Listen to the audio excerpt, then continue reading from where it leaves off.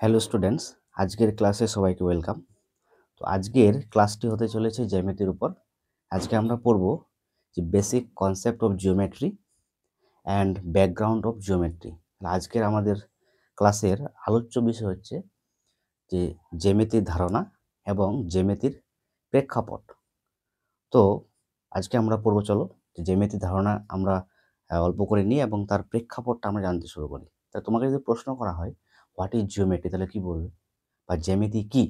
তাহলে জ্যামিতি কি? জ্যামিতির উত্তরে বলবে যে জ্যামিতি হলো কি গণিত শাস্ত্রের একটি শাখা, বা ইংরেজিতে বললে বলা হবে যে geometry is a branch of mathematics. তাহলে গণিত শাস্ত্রের যেমন বিভিন্ন শাখা রয়েছে, কি কি? যেমন পাটিগণিত আছে, বীজগণিত আছে, তারপরে ঘন জ্যামিতি আছে, স্থানাঙ্ক জ্যামিতি আছে, তারপরে পরিমিতি আছে ইত্যাদি।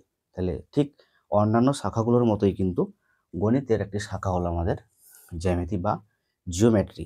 তাহলে আজকে আমরা কিন্তু বেসিক কনসেপ্টের সাথে প্রেক্ষাপট পড়বো। তাহলে জ্যামিতি আসলো কোথা থেকে, জ্যামিতি আবিষ্কার কীভাবে হলো, জ্যামিতির শব্দগুলোর শাব্দিক অর্থটা কী, বা এটা একটা কোন শব্দ সেটা আমরা পড়বো, বা জ্যামিতির কীভাবে প্রেক্ষাপটে আমরা জানবো যে কীভাবে জ্যামিতি আস্তে আস্তে আমাদের কাছে একটা ম্যাথমেটিক্সের গুরুত্বপূর্ণ একটা শাখা হয়ে উঠলো। তাহলে চলো আজকের ক্লাস শুরু করা যাক।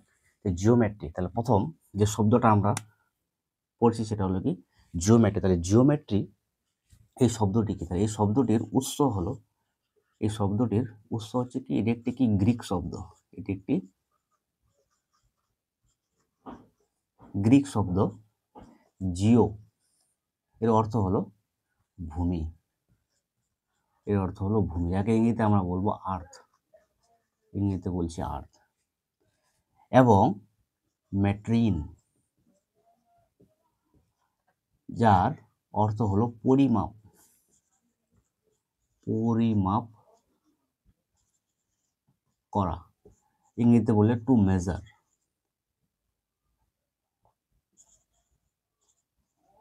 To measure.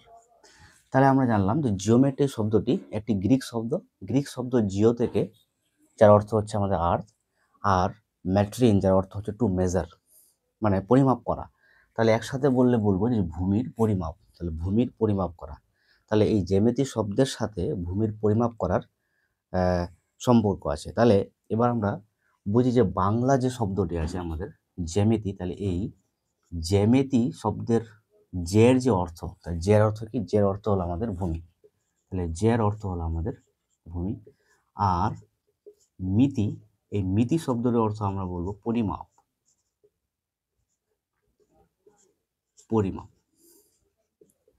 তাহলে ভূমির পরিমাপ করা, জ্যামিতি বলতে আমরা বুঝছি যে ভূমির পরিমাপ, যেটা আমরা বুঝলাম এর শাব্দিক অর্থ থেকে, যে ভূমির পরিমাপ হচ্ছে আমাদের জ্যামিতি। এবার যদি তোমাকে বলা হয় যে জ্যামিতি জিনিসটা কি, আসলে হোয়াট ইজ জিওমেট্রি, তাহলে তুমি কি বলবে? জিওমেট্রি কি? তাহলে geometry is a branch of mathematics.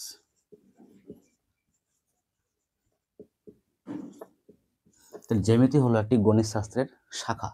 এবার যদি বাংলায় আমাদের সংজ্ঞা আকারে লিখতে বলে, তাহলে আমরা কি লিখবো যে জ্যামিতি কি? সংজ্ঞাটা আমরা লিখি যে সংজ্ঞাটা কি,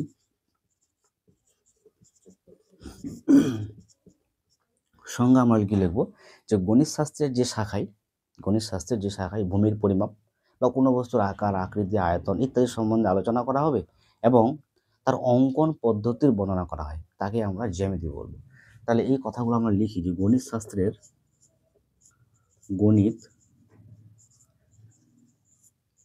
শাস্ত্রের যে শাখায়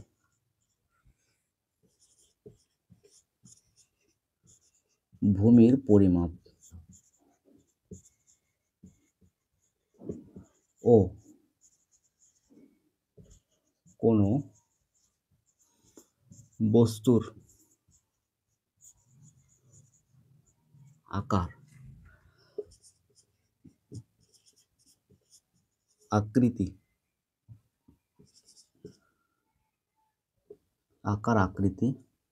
আয়তন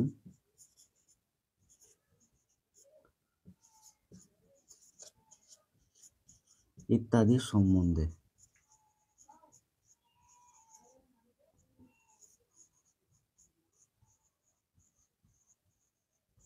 আলোচনা করা এবং অঙ্কন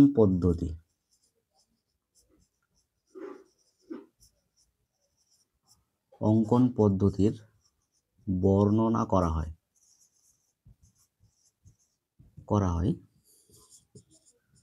তাকে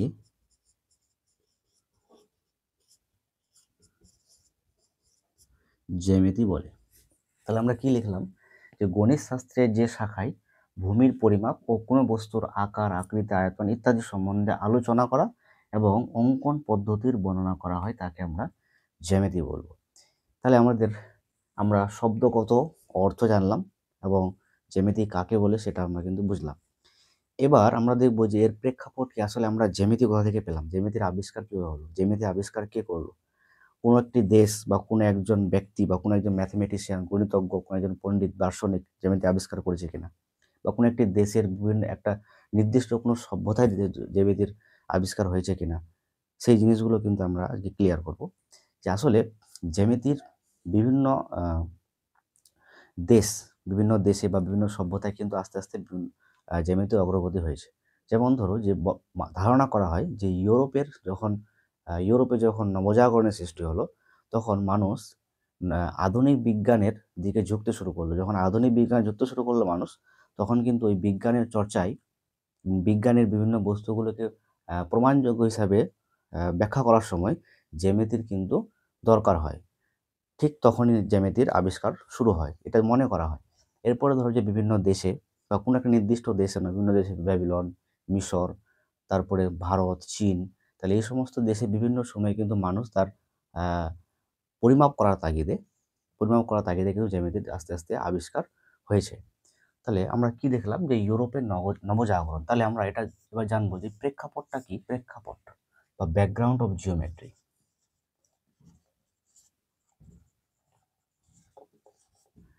ব্যাকগ্রাউন্ড অফ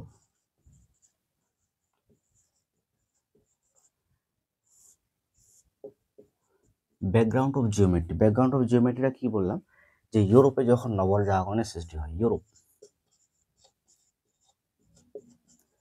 ইউরোপে কি হলো, ইউরোপের নবজাগরণের সৃষ্টি হলো। ইউরোপে হলো কি নবজাগরণ।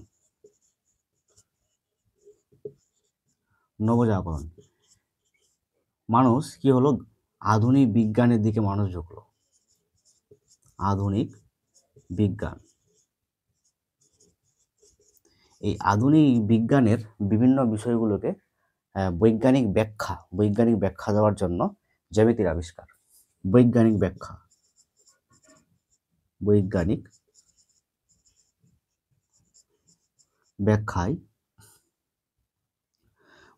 ব্যাখ্যার জন্য জ্যামিতির ব্যবহার। এটা মনে করা হয় যে ইউরোপে যখন নবজাগরণ সৃষ্টি হলো, যখন মানুষ আধুনিক বিজ্ঞানের চর্চা শুরু হলো, আধুনিক বিজ্ঞান চর্চা, তখন বৈজ্ঞানিক ব্যাখ্যার জন্য কিন্তু জ্যামিতির ব্যবহার শুরু হয় বিভিন্ন দেশে, পৃথিবীর বিভিন্ন দেশে। যেমন ধরো ব্যাবিলন,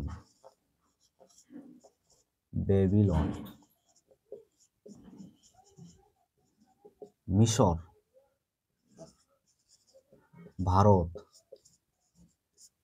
চীন, আরো ইত্যাদি দেশে, বিভিন্ন দেশে তাহলে কি হলো, যে বিভিন্ন দেশের মানুষ জ্যামিতির কি হলো, মানুষের বিভিন্ন পরিমাপের জন্য জ্যামিতির সহযোগিতা নিতে হলো। তাহলে কি হবে, যে এই ব্যাবিলন, মিশর, ভারত, বিভিন্ন সভ্যতায় মানুষের কি হলো, যে পরিমাপের জন্য জ্যামিতির প্রয়োজন হলো। মনে করা হয় যে মিশরে আমরা জানি মিশরের পিরামিড, তাহলে এই মিশরের পিরামিড কিন্তু জ্যামিতি আবিষ্কারের যে একটা নিদর্শন, সেটা কিন্তু আশ্চর্যজনক নিদর্শন এখনো আমাদের কাছে রয়েছে, সেটা হচ্ছে মিশরের পিরামিড।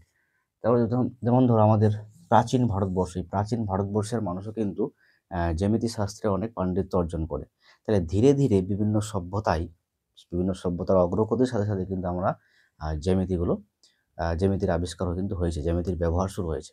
তাহলে এই মিশরে মনে করা হয় যে মিশরের নীল নদে কি হতো, প্লাবন সৃষ্টি হতো, তাহলে মিশরের নীল নদের প্লাবনের ফলে চারিদিকের জমি সমস্ত কিন্তু কী হতো, প্লাবনের ফলে কী হতো, সব ডুবে যেত।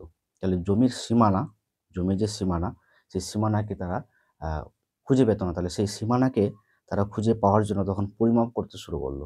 এভাবে কিন্তু আস্তে আস্তে আস্তে আস্তে কিন্তু পরিমাপযোগ্য একটি ধারণার সৃষ্টি হয়। তাহলে এই ধারণা থেকে কিন্তু আস্তে আস্তে জ্যামিতির আবিষ্কার হয় বলে মনে করা হয়। এবার আমাদের ধরো প্রাচীন ভারতবর্ষ, এই প্রাচীন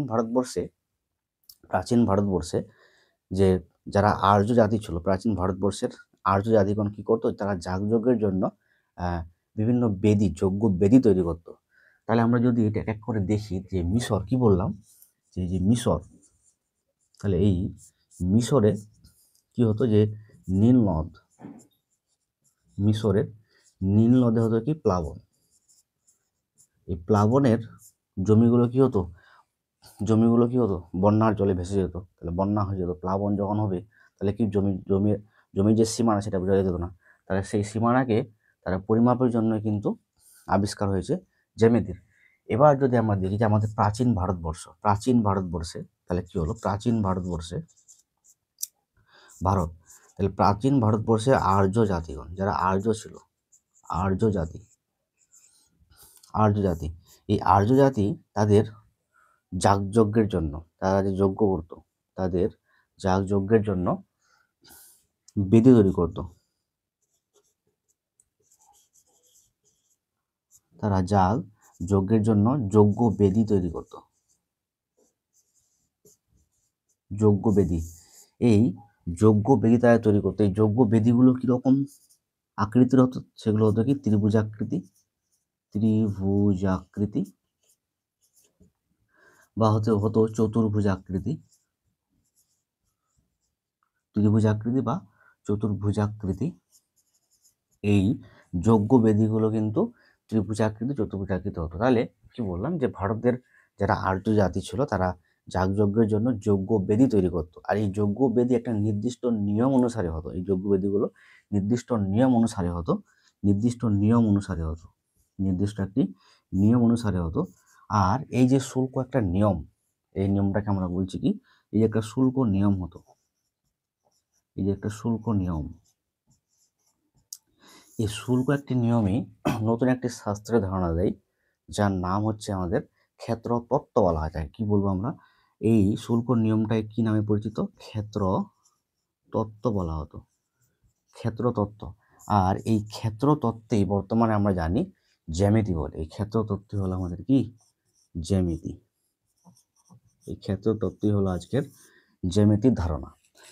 তাহলে আমরা দেখলাম যে মিশরের যে নীলনদ, সেই নীলনদে যখন প্লাবন সৃষ্টি হতো, চারিদিকে জলময় হয়ে যেত, তারা তাদের জমির নির্দিষ্ট সীমানা খুঁজে পেতে তাদের পরিমাপের প্রয়োজন হলো। সেই পরিমাপ করার জন্য কিন্তু ধীরে ধীরে মানুষের কি হলো, জ্যামিতির আগ্রহ শুরু হলো। সেখান থেকে একটা ধারণা হয় যে জ্যামিতির সৃষ্টি হয়েছে। আমাদের প্রাচীন ভারতবর্ষে যারা আর্য জাতি, এই আর্য জাতিগণ যাগযজ্ঞের জন্য তারা এক একটি যজ্ঞ বেদী তৈরি করত। সেই বেদীগুলো আকারে আকৃতি কীরকম ছিল, ত্রিভুজাকৃতি, চতুর্ভুজাকৃতি আকৃতি ছিল। আর এই যজ্ঞ বেদীগুলো তৈরি করার জন্য নির্দিষ্ট একটা নিয়মে করা হতো। এই শুল্ক নিয়ম থেকেই একটা এই ক্ষেত্রতত্ত্ব পাওয়া যায়, এই শাস্ত্রের একটি ক্ষেত্রতত্ত্ব। তাহলে তাদের এই নিজস্ব যে শাস্ত্রের কি হতো, একটি ক্ষেত্রতত্ত্ব পাওয়া যেত। এই ক্ষেত্রতত্ত্বই আজকে হচ্ছে আমাদের কি, জ্যামিতি, আজকের আমাদের জ্যামিতি।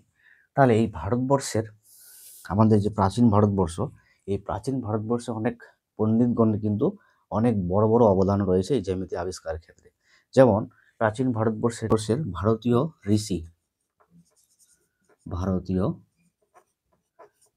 ঋষিকে বৈধায়ন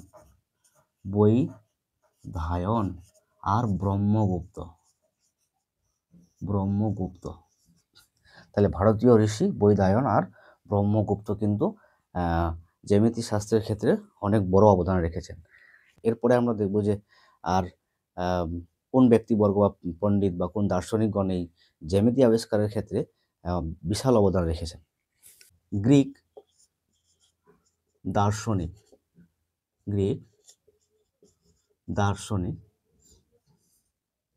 দার্শনিক হচ্ছে ইউক্লিড।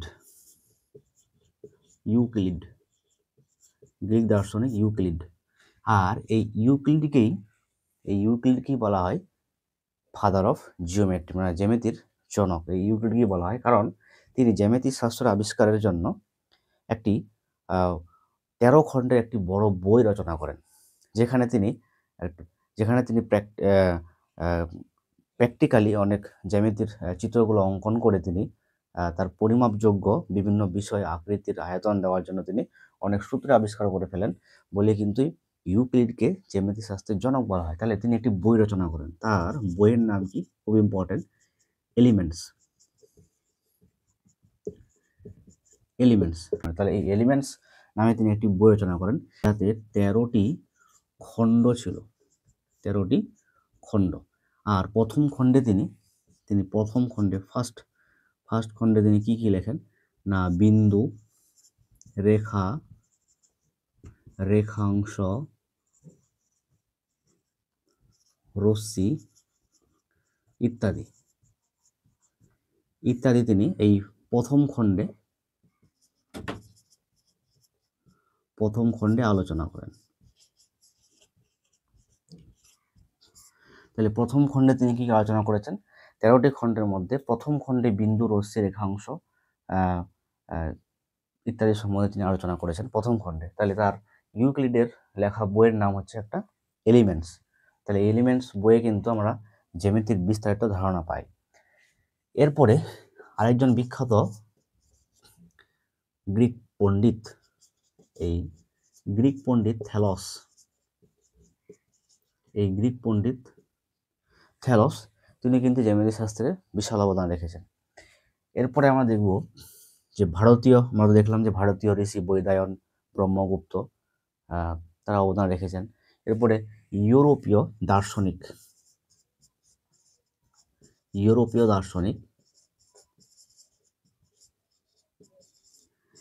দার্শনিক পিথাগোরাস।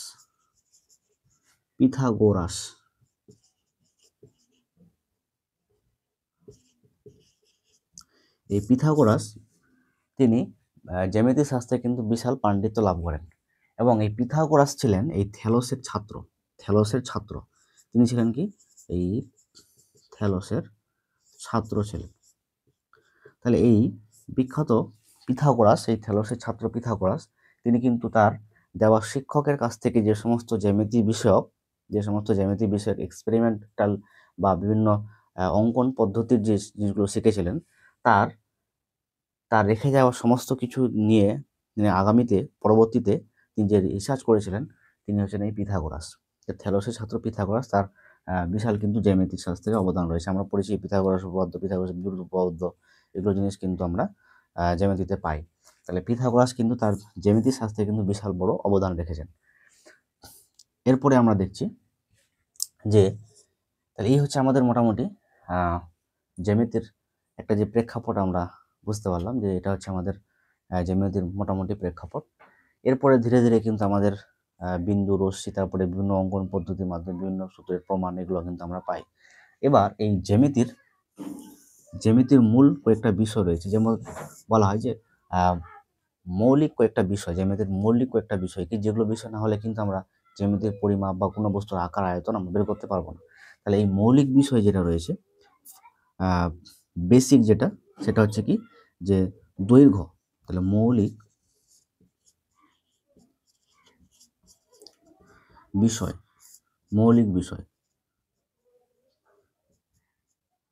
তাহলে 1 নম্বরে দেখছি আমরা কি, দৈর্ঘ্য। তাহলে কোনো বস্তুর যদি আমাদের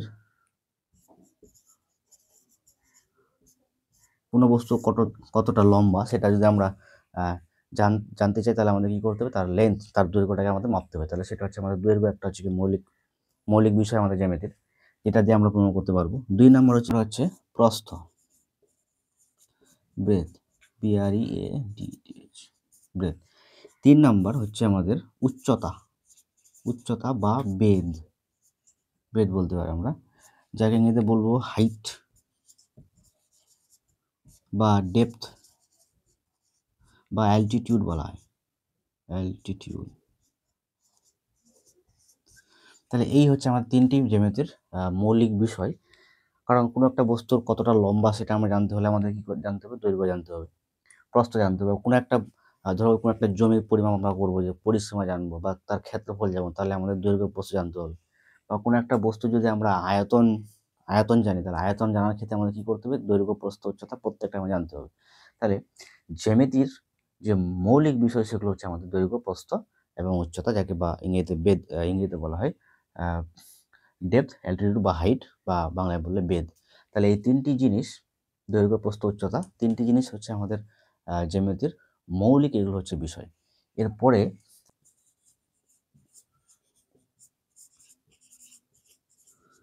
শ্রেণীবিভাগ। তাহলে জ্যামিতিকে মোটামুটি দুটি ভাগে ভাগ করা যায়। একটা হচ্ছে আমাদের ব্যবহারিক জ্যামিতি, আর একটা হচ্ছে প্রামাণ্য বিষয়ক জ্যামিতি। তাহলে ব্যবহারিক জ্যামিতি একটা হচ্ছে আমাদের ব্যবহারিক, যাকে ইংরেজিতে বলা হয় practical geometry. Practical geometry. Number 2 হচ্ছে কি প্রামাণ্য বিষয়ক। প্রামাণ্য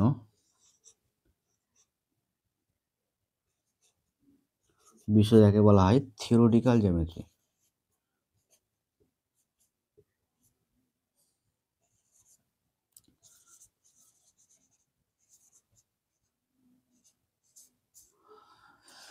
প্রামাণ্য বিষয় জ্যামিতি এবং ব্যবহারিক জ্যামিতি। তাহলে একটা হচ্ছে ব্যবহারিক জ্যামিতি, একটা প্রামাণ্য বিষয় জ্যামিতি, প্র্যাকটিক্যাল জিওমেট্রি আর থিওরিটিক্যাল জিওমেট্রি। তাহলে আজকের ক্লাসে আমরা যতটুকু জানলাম যে জ্যামিতি কি, তার জ্যামিতির একটা শাব্দিক অর্থ বা কোথা থেকে জ্যামিতি শব্দটি এসছে তারপরে আমরা সংজ্ঞা জানলাম, তারপরে ব্যাকগ্রাউন্ড অফ জিওমেট্রি জানলাম, এবং তার মৌলিক বিষয়গুলো কি জ্যামিতির সেগুলো জানলাম, এবং আমরা শ্রেণীবিভাগ দেখলাম যে কী কী জ্যামিতিকে আমরা কটি ভাগে ভাগ করতে পারি, দুটি ভাগে ভাগ, একটা হচ্ছে প্র্যাকটিক্যাল জিওমেট্রি আর একটা হচ্ছে আমার থিওরিটিক্যাল জিওমেট্রি। তাহলে প্র্যাকটিক্যাল জিওমেট্রিতে আমরা কী দেখতে পাবো, প্র্যাকটিক্যাল জিওমেট্রিতে আমরা কিন্তু বিভিন্ন ধরনের প্র্যাকটিক্যাল বস্তুর আকার, আয়তন, তারপরে বস্তুর ক্ষেত্রফল, এই সমস্ত জিনিসগুলো কিন্তু আমরা গণনা করতে পারবো। এবং প্রামাণ্য বিষয় জ্যামিতিতে আমরা কী করবো, যে থিওরিটিক্যাল জিওমেট্রি, যেখানে যে বিভিন্ন বস্তুর বিভিন্ন পরিমাপের ক্ষেত্রে আমরা যদি অঙ্কন করি, মানে অঙ্কন পদ্ধতি নিয়ে আলোচনা, সেটা হচ্ছে আমাদের থিওরিটিক্যাল জিওমেট্রি। তাহলে থিওরিটিক্যাল জিওমেট্রি। তাহলে যাই হোক, আজকের ক্লাসে কিন্তু আমরা মোটামুটি জিওমেট্রি সম্বন্ধে অনেকেই জানলাম, তার ব্যাকগ্রাউন্ড জানলাম এবং তার শাব্দিক অর্থ জানলাম, তার মৌলিক বিষয়গুলো কী কী, আর জ্যামিতি উভয় ভাগে ভাগ করা যায় সেটা কিন্তু আজকে আমরা এই বেসিক জিওমেট্রি ক্লাসে কিন্তু আমরা আজকে একটু শিখলাম। যাই হোক, এরপরে আমরা নেক্সট লেকচারে কিন্তু আমাদের বেসিক জিওমেট্রি ক্লাস হবে। তার নেক্সট লেকচারে কিন্তু আমরা বিন্দু, রশ্মি, রেখাংশ, এই সমস্ত আলোচনা করব। যাই হোক, আজকে এই অবধি। Thank you very much.